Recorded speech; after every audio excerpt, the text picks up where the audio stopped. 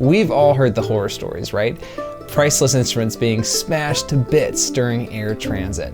And even though the mandolin is small enough to fit in most overhead compartments on airplanes, sometimes it feels like everything's working against you from being able to safely carry on your mandolin yourself.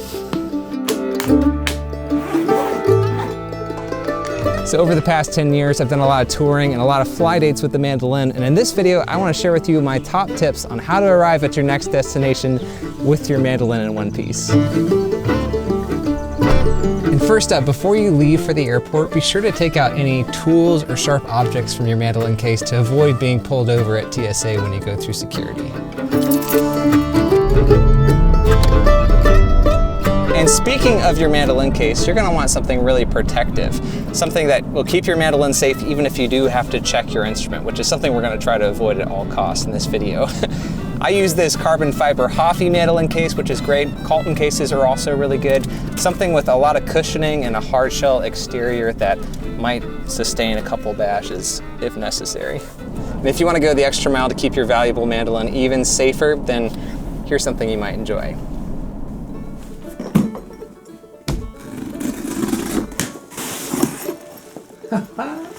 Check that out. One of my least favorite things about traveling with a mandolin is that you spend all of this money on a protective case, and then that case just gets battered and scuffed to bits because you're stacking it in the back of the van with the rest of your gear. You're stuffing it in that overhead compartment on the airplane, unless you have something like this, a padded case cover. And Quesadillo very kindly sent me this to try out on this video right here. And check this out, there's this really big zipper pouch on the front that's big enough to fit charts in. If you need to bring some paper along with you, don't have to fold or bend anything.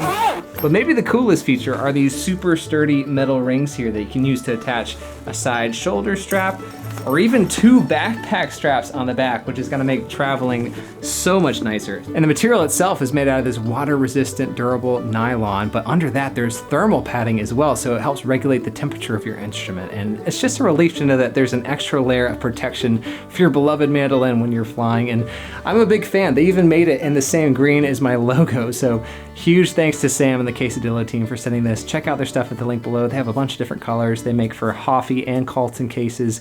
And yeah, in the meantime, back to you, future David. Good luck on the flight.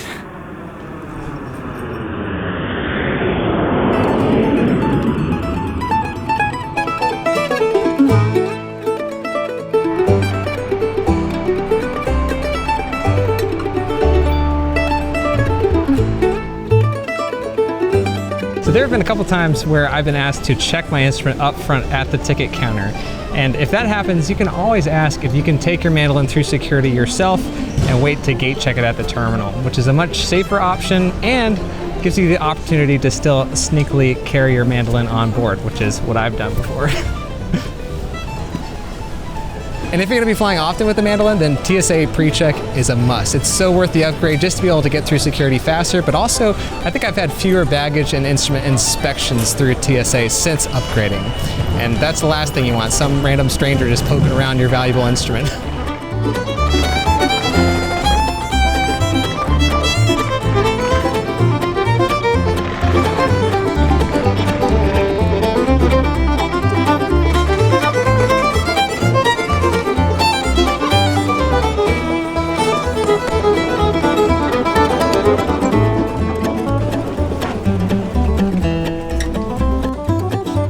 All right, we made it to the gate, but we still have a long way to go here. And if you're too cheap to check a bag like me, then what I like to do at this point is to gate check my carry-on luggage.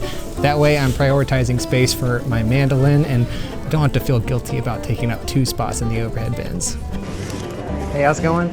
Could I gate check my roller bag? And most airlines will let you do this for free. All you have to do is go up to the kiosk at the terminal, ask to gate check. They'll give you some bag tags that you can just put on your bags and then drop them off at the end of the jet bridge.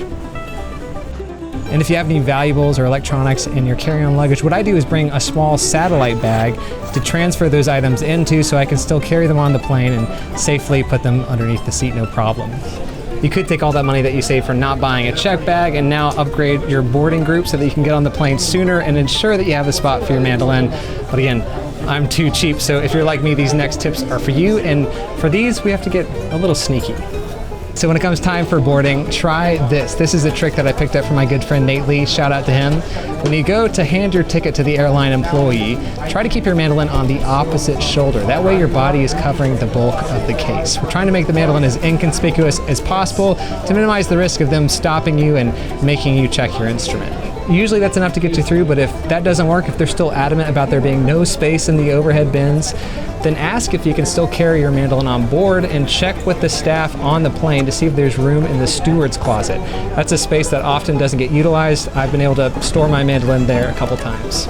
And if none of that works, if they still say that there's no room on board, this is my last ditch effort. I take the check bag tags that they give me, hide them while I'm going down the jet bridge, and still try to carry on my mandolin anyways, because usually there's a couple spaces left, and if you can grab one of those spaces, it is so worth it compared to having to check your precious mandolin. Where's your seat? 29G. G. When you finally get on board, it's worth it to take the first available spot because there's no guarantee there's going to be another space open further down the plane.